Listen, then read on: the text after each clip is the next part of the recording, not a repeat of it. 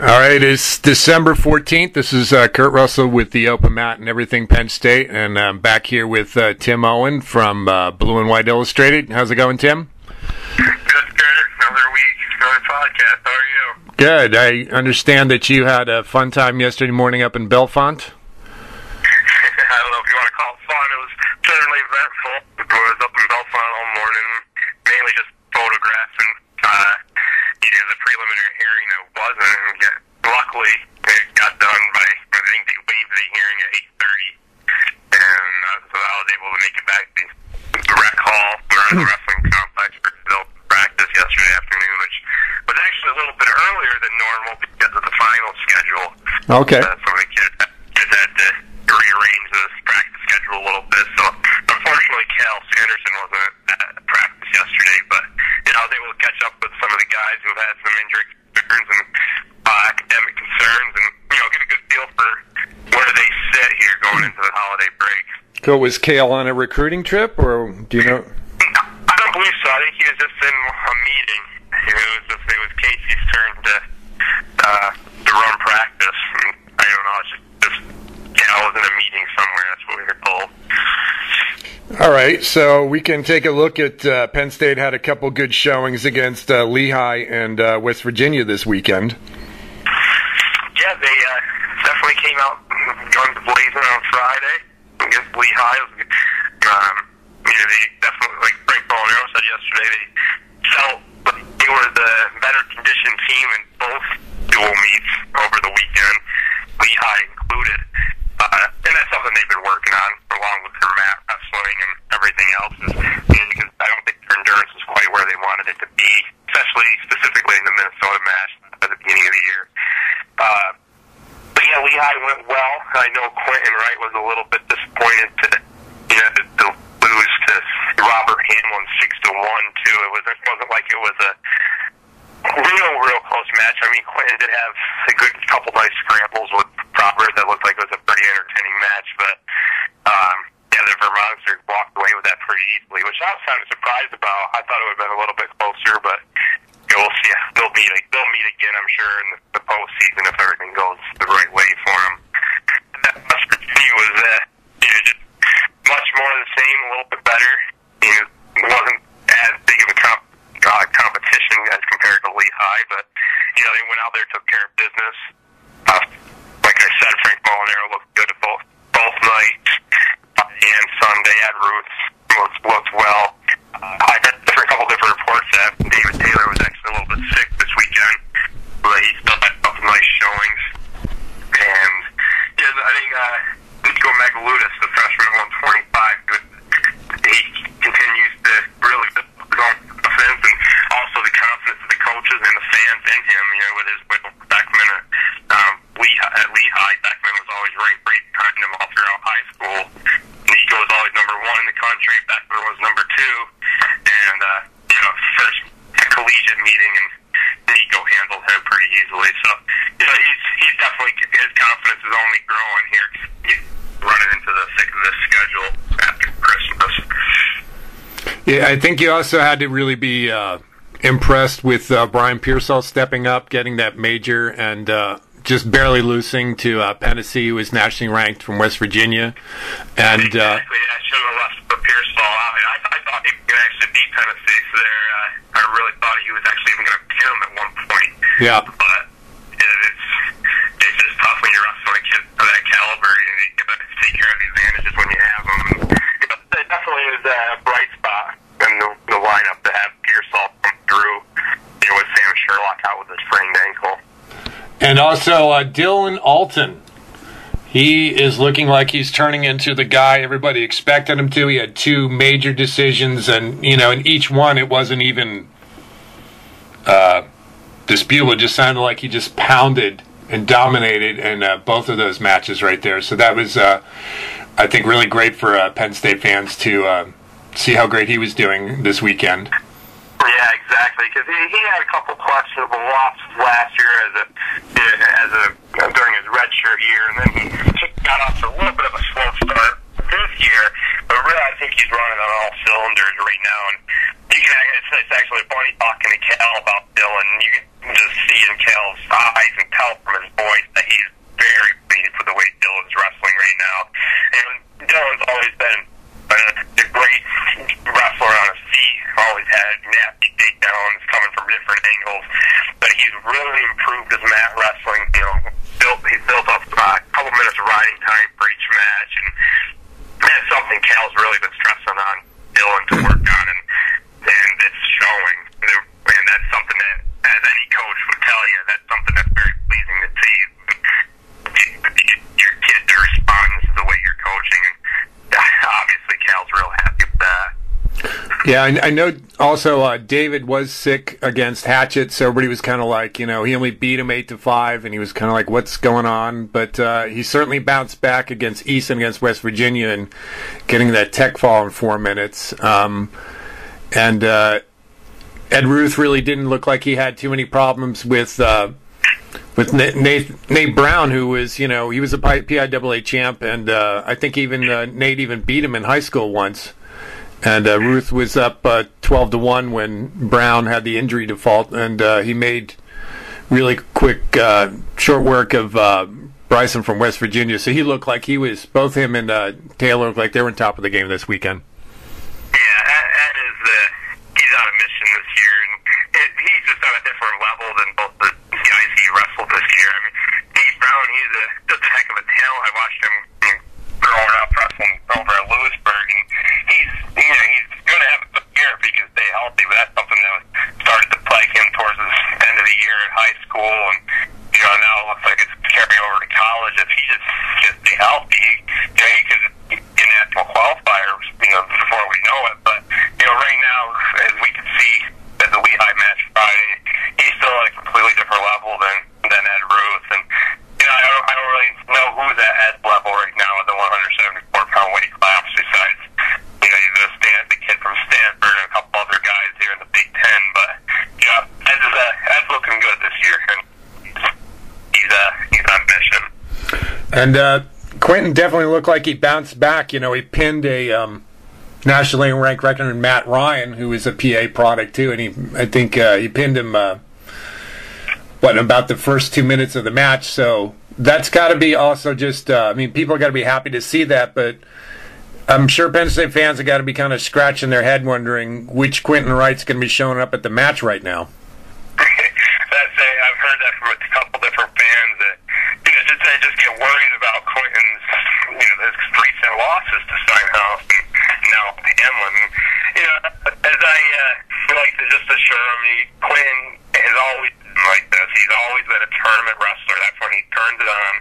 He gets burst into that momentum, gets into that tournament. I feel like that he uses that to his advantage, and you see the Penny line open, and then obviously last year the Big Ten in the national tournament. I just think it's his style of wrestling. Is once the matches, I don't want to say that they mean more, but when they carry more load, as say a Big Ten title or a national title, I think that's when Quentin really gets into his groove and really finds his groove. But one thing that the fans can be happy about with Quentin is the way he bounces back, like you're saying with that 57 pin on Sunday. That's one thing last year is he went on a 3-match losing streak towards the end of the year, and it just kind of felt like things were snowballing for him, and it was good for him to come out after that loss to Hamlin, not take that too hard, kind of forget about it, have a short memory, and come out and get that quick pin on Ryan. That kind of put an end to the loss, and has him moving forward now, and he should be able to pick up another win at Lockhaven this weekend. I was actually, even though Justin Ortega actually had 2 losses, I was really happy to see them actually wrestle better than I've seen him in his whole career. He still has no offense, but he's keeping the matches closer, and it just, I think, kind of shows you that even though he barely lost to Kennedy, who was ranked 7th, I'd like to think that would be a good indicator that Morgan Macintosh would have probably won both those matches pretty handily, even though, and just because people don't know that, from what I heard, that Morgan had an LCL strain, which is the ligament that goes, the lateral ligament that's on the other side of the knee. So they were just holding him out for precautionary measures. But I think that was actually a good sign to see Justin wrestle as well as he did this weekend. Yeah,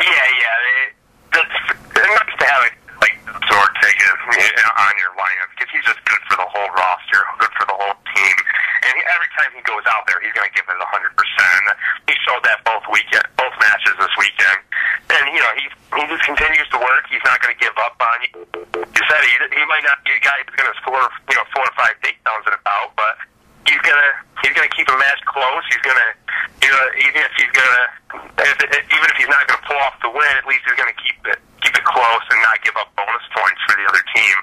And that's really all you can ask for out of your backups when your starter, and you're like in this instance with Morgan. You just ask Ortega to go out there, give it all he's got. Keep the match close. If he can pick up a win, that's a bonus for the team. But as long as he's not giving up bonus points, he's doing his job out there. And from the looks of it, if he goes this week to Lehigh, I think he might. I think they're going to let Morgan rest their week. So if he goes against Lehigh this weekend, I really think he'll be able to pick up a victory up there. Good. Now, Cam had lost a close match to Zach Ray, who's defending national champ, but he seemed to bounce back pretty well against Brandon Williamson, who I think has been ranked in the top 20 during the course of the year, but he completely hammered him, majored him, 11 zip. So I think that's a sign that Cam is getting some momentum going and is going to be heading into the rest of the season is going to bode well for him. Exactly. And the kind of thing, as I said, for Quentin Ray is good to see Cam come off the top off like he did to Zach Ray and come out and put up a dominating performance like he did against West Virginia. And it was kind of nice talking to Cam after the West Virginia match. We got talking about his rivalry, I guess you can call it, with Zach Ray down at Lehigh, and it's just been a struggle for Cam. He hasn't been able to beat Zach since they've been in college, and they've seen each other more than enough. And that's something, Cam, that you can tell is really weighing on Cam. That he really has on it the top of his goal. She is to beat Zach Ray before the season's done. But the thing is Cameron is the type of heavyweight who needs to score points, and a lot of them, to win. Whereas Zach Ray, he likes to push around and try and escape or a takedown late in the match. And that's just not Cameron's style. And I think once he gets to a point where he's going to be able to wrestle his own style, and I know this is easier said than done, but when he gets to a point where he can wrestle his own style against Zach Ray, I think that he's going to be able to beat him. But for right now, Ray definitely has his number, and just kind of seems like that's the way it's going to be until some things change. I kind of thought that Cam probably put on those extra 20 pounds so he could kind of go up against Zach, because, for those of you who've never seen Zach Ray wrestle, the guy literally has legs like oak trees. They're like as big as my waist, and he can definitely push kids around. So, it's again that force and weight versus, the lighter heavyweights with the speed and quickness, and I think Cam has been trying to go a little bit more that way to try and be able to challenge Zach. And it looked like it might be paying off. Yeah, exactly. And that's how Zach has been beaten before. It doesn't happen often, but you got to follow the success of others. And I think that's kind of what Cam needed to do, is get a little bit bigger, but also stay quick on his feet, and so that he can outscore Zach in an actual wrestling match rather than a push and shove match.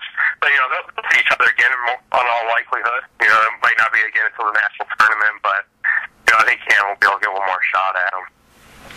And one thing I actually want to do before we start talking about Media Day in Lock Haven is give a shout out to Derek Reber, who won his first Penn State duel this weekend with a major over Jesse Schiffman of West Virginia, 12-4. So well done for him getting over the hump, and hopefully if Penn State still needs the call of him before Martelletti comes back, he'll continue to perform well. Yeah, Derek's first home dual meet win, actually, and first win at the Rec in front of Rec Hall's crowd, regular season. He also was awarded with the Ridge Riley Award afterwards, right, which is given traditionally after each home dual meet to the most outstanding wrestler of that meet. So, it was good to have him get that win off his chest. He was all smiles afterwards. He really enjoyed, he won't tell you, but I do feel like he felt a little bit of pressure to get that first win, and now he has that, and hopefully he'll go out there and continue that success. Great. So, what kind of great news did you find out yesterday? I know it's getting towards finals and stuff like that, so there probably wasn't a lot happening, but Any news on Frank Martellotti or Morgan's knee, or et cetera, et cetera? Yeah, I was able to talk to Morgan quite extensively. A couple of the other guys that covered the team, we all were able to catch up with Morgan before practice. And he actually had his whole right leg taped right up from mid-thigh down below his calf, and he was walking with a noticeable limp. I don't know if it was rather because of the pain or just because of the stiffness of the tape and the wrap around his leg. But talking to him, you can tell that he's frustrated with it. Morgan's never been one that's really had to step and watch throughout his whole life, so that's kind of tough for him, to ride a bike and just trying to stay in shape. But like you were saying, he did have a sprain of his LCL, his lateral collateral ligament, and it doesn't sound like it's anything serious. Certainly won't require surgery at this point. And from what Morgan will tell you, he'll be wrestling this weekend at Lock Haven.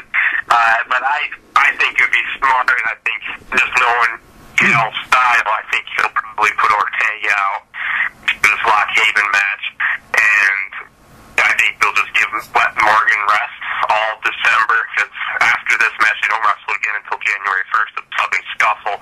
So I think it's definitely not going to hurt to let him sit out, because they're going to be able to beat Lock Haven on Sunday with or without him.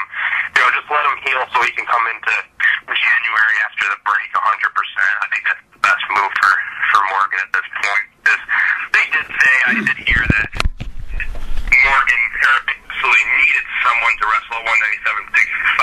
It was like a close match where they needed an extra point or two.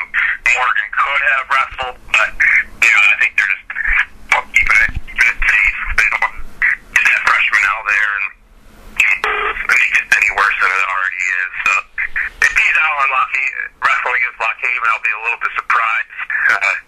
But he could push it. We'll just have to see on that. So what's the word on Frank? Is it finally looking like he's going to be eligible and ready to go for the Scuffle? They're putting that Frank is going to be eligible for the Scuffle. I think he still is waiting on a couple, last-minute grade, since this week is actually finals week for Penn State. So I think once this week's done, we'll know for sure. I don't think you'll want to give any definite answers, but from the sounds of things, all signs are pointing towards Frank being fully eligible for the spring semester, which, it's good for Penn State fans, because Frank had 18 wins last year in his first semester of wrestling before he got ruled out being eligible for last year's. So he's been out a good year now. I'm sure he's been improving, and he'll have to beat Derek Reber for the 133-pound. But I think he was already beating him earlier in the season at wrestle off. Just kind of depends on how that goes. They might flip-flop back for a little bit at 133. Okay, good. Let's see, what else? What other kind of news did you come out of the I got to talk to Sam Sherlock a little bit, who is obviously the starter 141 before he line open. And he's been walking up the boot actually for the last since line open, and he had that removed actually today morning. So he's out. He still has that ankle taped up, but he says he's going to be back for the Southern Scuffle as well. Morgan says, and looks like Martellotti as well. So come January, looks like all the injuries and concerns facing the starting lineup will be resolved by January 1st. Okay. Well, that's good to know. All right, so let's take a look at Penn State's next opponent, Lock Haven. Now, last year, Penn State hammered them at home 48, or was it 46-0? So, I think it was 4-0 over Lock Haven. So they didn't have any problems last year, that's for sure. Yeah, so I'm sure a lot of people don't expect too much of a challenge here, but there should be some interesting matches for Penn State still.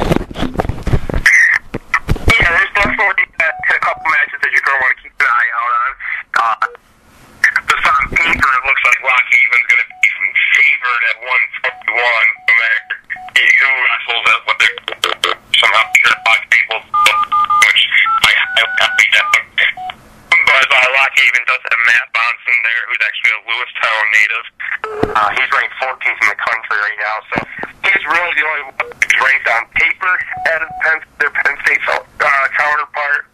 But also 130 is going to be a match to keep an eye on. You have a senior, John Trumbetti from Lock Haven, who's going against Derek Reaver.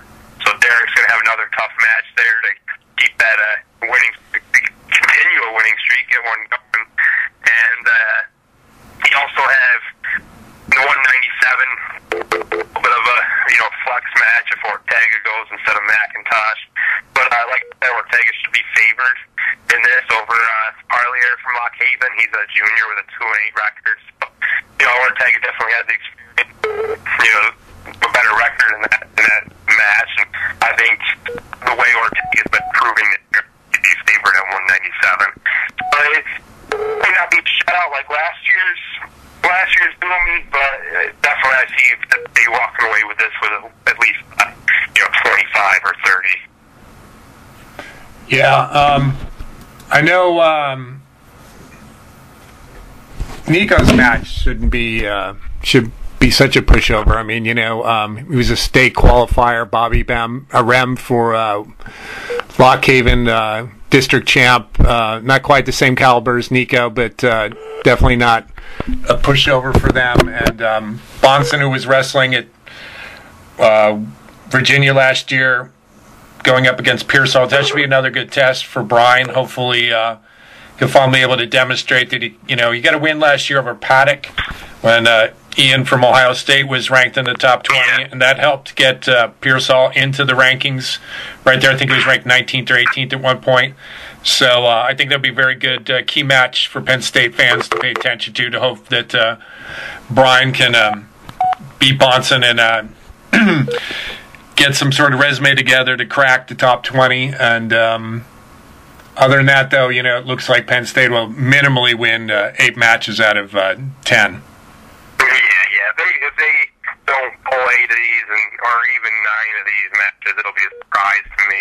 But like you're saying, Pearsall has had the history of knocking off a couple ranked guys last year, so I'm certainly not crossing them off. I'm just saying that with the 14th ranking, Bonson is on paper at least the favored wrestler. And then at 125, the Rem from I believe he's from Lancaster area. He actually has the most wins on the entire Lock Haven's roster. He has 21 wins already this year. So, he's got a lot of experience for a freshman. But like I was saying earlier, Nico is running on all cylinders right now, and he's gaining a lot of confidence in himself, you can tell. So, I'd be a little surprised if Nico doesn't pull this one off, but I'd also be surprised if he gets a major decision against a guy like Ram. So, I'm thinking maybe a 2-3 point win for Nico at 125.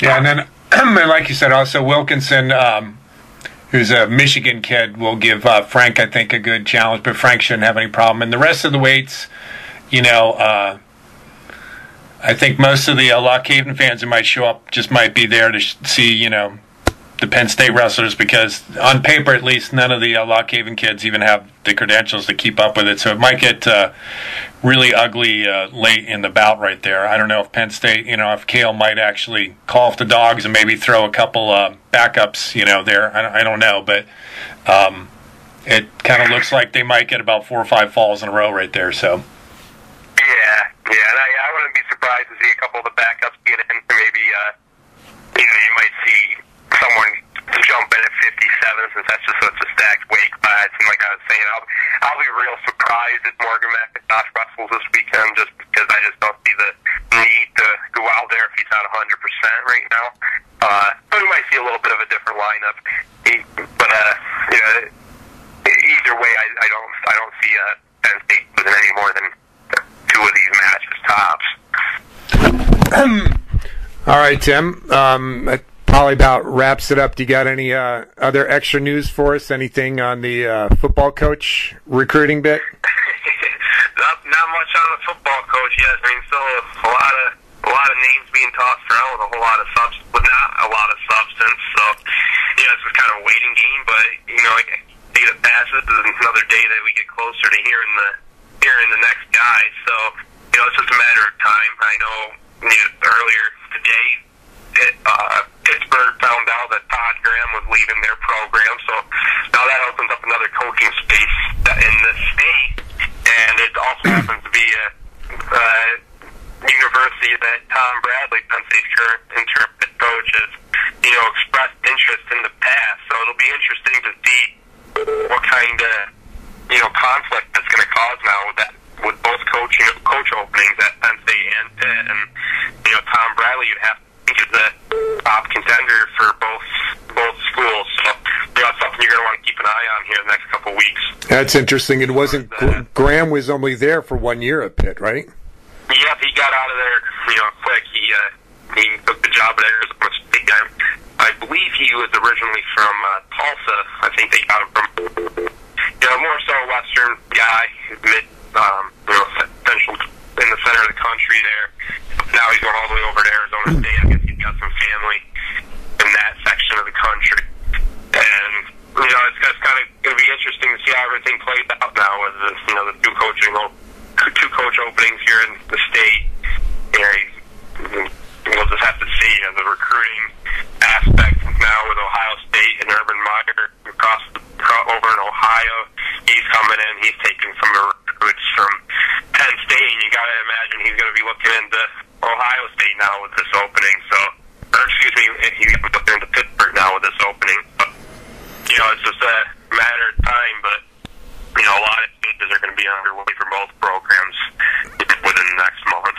Okay, so finals are going to be this week. So next week there won't be any media days, so we'll take a break there. But then 2 weeks from now, I think we'll hook up and we'll do a big fat preview of the scuffle. Yeah, it's going to be quite the tournament down in Chattanooga. So we'll have a lot to talk about. I think they're going to try opening up the wrestling room somewhere on the 27th, 28th, 29th before they head down south. Hopefully be able to get a good update on the injury situations and on Marlotte, of course. Hopefully we get a final word on him by that time, and there's going to be a lot of different teams down there. The Southern Scuffle is going to be a great tournament to keep an eye on. So these guys will book before that. The people have quite a break. After the lock even, they're done until the Scuffle. So I think Cal's actually going to be letting them go home for a little bit. I know Morgan McIntosh has plans to go back to California and see some family, get out of the cold weather for a little bit. And that's going to be the first time he's been home since he came to Penn State in August. So you could see the glow in his eyes when he talked about going home. You could tell he's a little bit excited to head out west, whereas I'm sure everyone is excited to go home and see their family, get a couple days off in the middle of this season before, because once they come back, it's going to be the toughest schedule that they've had. Since a lot of these guys have wrestled now with the Big Ten just growing and growing like it is, so it'll make for a nice second semester of wrestling. That'll be for sure. All right, Tim. Well, then you have yourself a good Christmas, and we'll talk to you in 2 weeks with the Scuffle preview. All right, sounds good, Kurt. Thanks for having me. Okay, thanks.